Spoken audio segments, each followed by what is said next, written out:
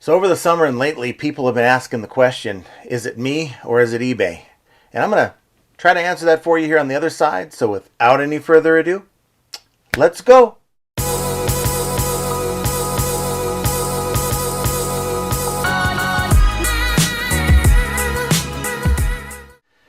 Hello everyone, welcome back to the channel. This is John with Flippin' Ain't Easy, and if you see over my shoulder here, it's a mess, and we're in the transition of actually creating more space for a few more racks. That's going to allow me more storage room, and it's going to allow me to maybe even add more merchandise. And really not by design, but I find myself passing things up because in the back of my mind I just don't have enough room in my garage. So that's kind of what's going on here. And we have another room that's opened up where a lot of the desks and the photo booth is right here in front of me. It's been moved, but we had a little area where we did our shipping, and that's in the other room now. So be happy when it's done. It's a lot of extra work, but it is what it is. It's part of the game. You're constantly growing, constantly making adjustments. But that's not what this video is about. I'm sure you figured that out with the intro. And guys, I got to tell you here, I'm just a bit frustrated by this topic, okay? Because over the summer, we've been talking about all the things that have been going on eBay and a lot of the frustrations that not only other YouTubers have reported, other viewers have reported, and I have reported on this channel that have blatantly affected performance on eBay. I think there's really been many sellers, if not every seller, in some way, shape, or form.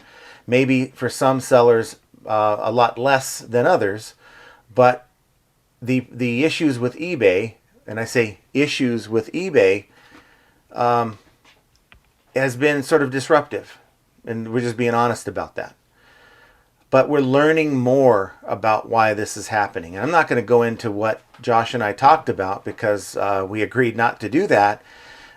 Because we have a pretty good, interesting video on the podcast that's coming out on this Saturday morning. Surprisingly to me, we hit the ground running and really came out the gate strong with a really, I think, eye-opening video. And, you know, without going into that topic, to answer the question that someone actually had asked recently on another channel, at what point do I quit? And I think they said something about and acknowledge that I'm a loser or something like that.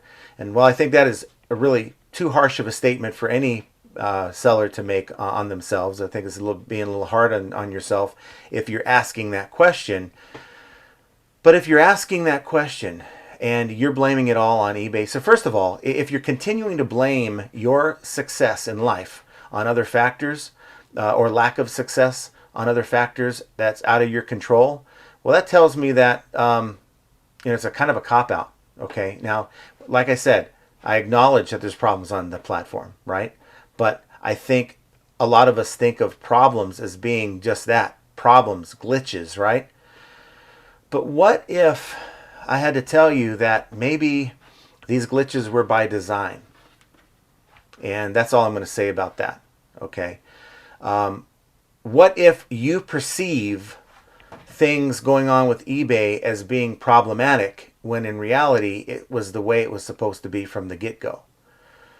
But yet nobody told us. Okay. That's kind of what I'm going to say about that. And I'll let you watch on Saturday to kind of understand where I'm going with that. But what I've been saying all along, without any data or information, is that you got to figure out the things that you have to figure out that you can control. Okay, you can't get so caught up. Now, this channel, we've reported many things that have gone with eBay, but we've also tried to find ways to navigate around those problems. And a lot of times, and the reason why I think I was so successful in making, really for myself, record sales during the summer is because we found ways to avoid getting caught up in the drama of no sales. Now, we had days where we had no sales, but we had days that were off the charts to kind of make up for it.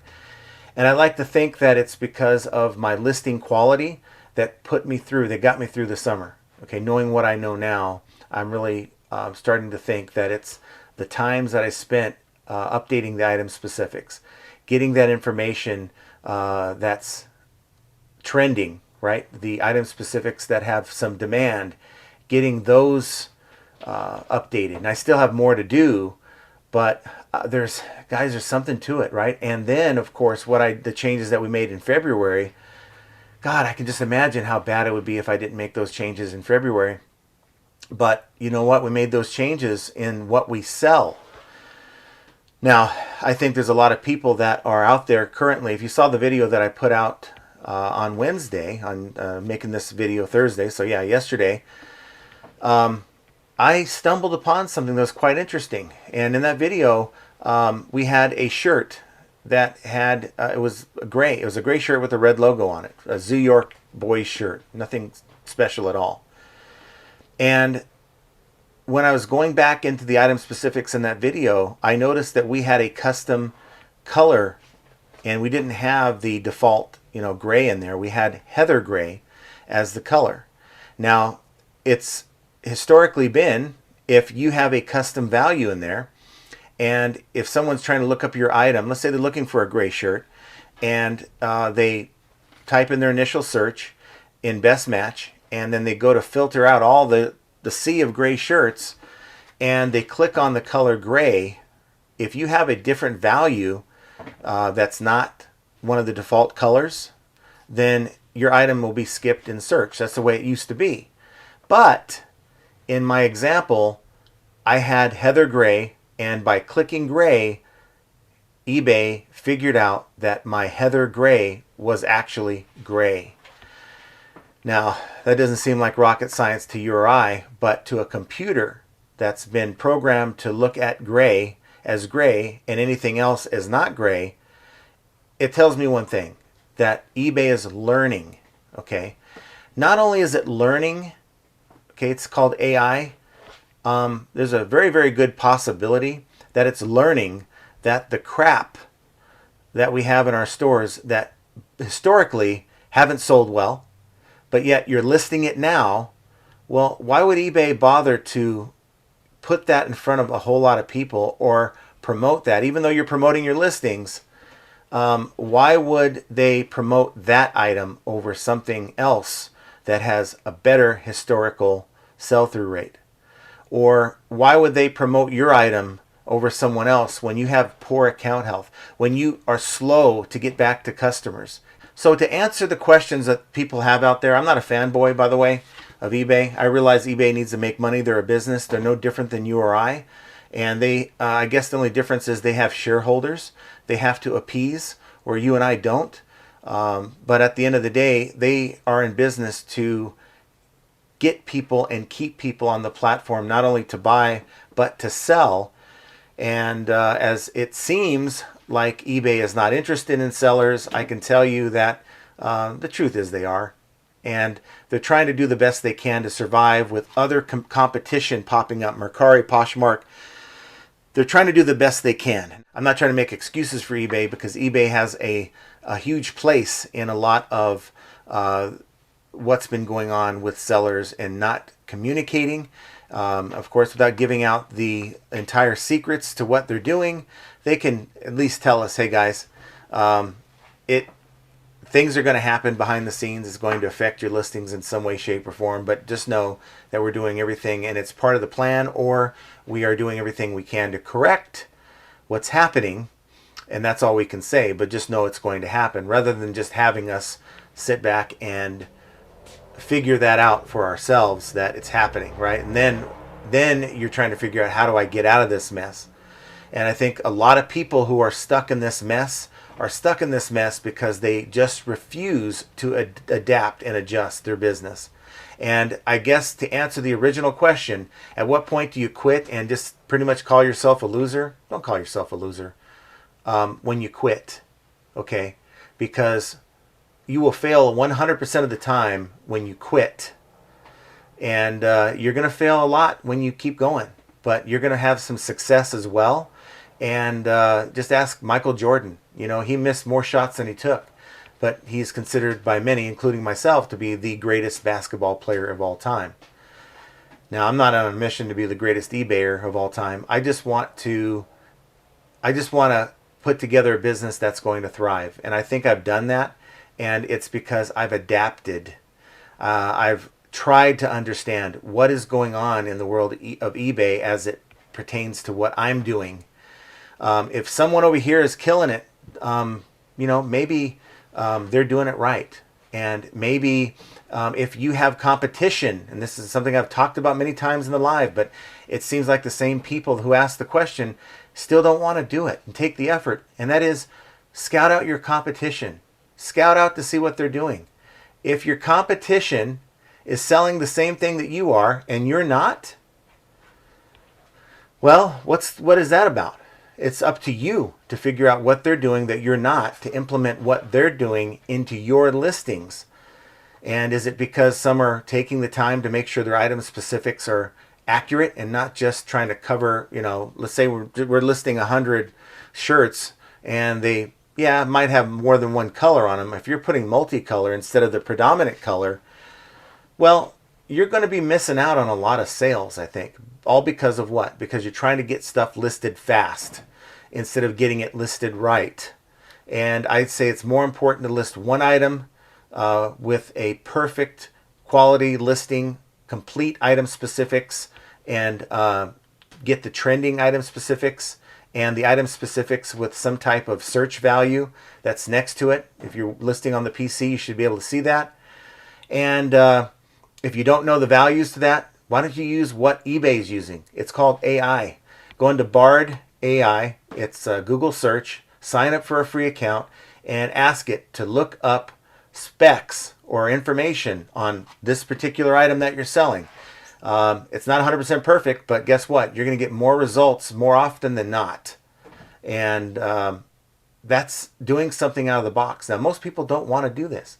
Most people complain, I'd rather source, I'd rather ship, but I don't want to list.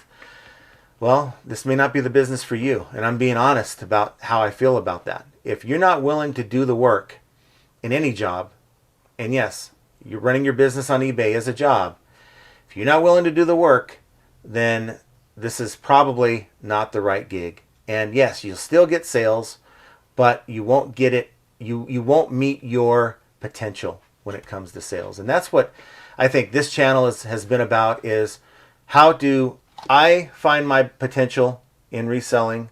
How do you find your potential in reselling? And we come together on the lives Monday through Friday, try to brainstorm, ask these questions, and learn little nuggets that we can implement into our own businesses to what? To get better. And if you're so stuck in your past where you maybe did well 5 years ago, I got unfortunate news that eBay has changed so much that the things that people were doing successfully 5 years ago aren't working the same way right now. And until you accept that, until you understand that you have more control over that than eBay does, because eBay is going to continue on their path with or without you. And they're going to leave a lot of sellers behind, because a lot of sellers aren't going to want to do what? They're not going to want to learn. And hopefully, if you're out there, I can reach at least one person that's willing to listen, that's struggling right now, that will change course and decide, you know what? Maybe it's time to put eBay blame aside and figure out what's going on behind the scenes and what can I do differently, aka scouting your competition, to see what they're doing well that you're not. What do I need to do differently to succeed on this platform? And if you're an eBay hater, why are you here? If you're a flippin' ain't easy hater, why are you watching this video? No more am I going to care about the trolls. So if you want to fire at me, you want to say something rude, and that's not to say I don't want someone to maybe disagree. I don't care about that. Certainly, I welcome disagreements because I'm not always right. But if you're going to be rude and if you're going to fire at me, then I'll block. You won't get a chance to comment again. But my question still stands. Why are you watching the channel? And why, if you have such disdain, are you even selling on eBay at all? And I'll give you the answer to the latter question, and that is because the people that are haters of eBay that still sell on eBay know there's traffic on eBay and there's still money to be made. Otherwise, those people would be foolish to stay. And that's the truth. There is money to be made. So let's continue to be disappointed with eBay when eBay screws up, because I will. But let's stop this nonsense of blaming almost every failure that we encounter on eBay. Yes, eBay will have a role. They certainly will. They have, and that'll continue until who knows how long. But if you think eBay's role in your success and failure is bigger than yours, that's your first problem. And nothing's going to change until you change your mindset. So I want to know what you think down below. But you know what? Figuring out if it's you or eBay, well, yet it's another example of how flipping ain't easy. And I want you to check out one of these videos here. Check out the live on Friday at 3 p.m. Pacific, 6 Eastern. And check out the podcast, the eBay Power Hour podcast. That's on Saturday morning, 8 a.m. Pacific, 11 a.m. Eastern. And until then, have a great rest of your day.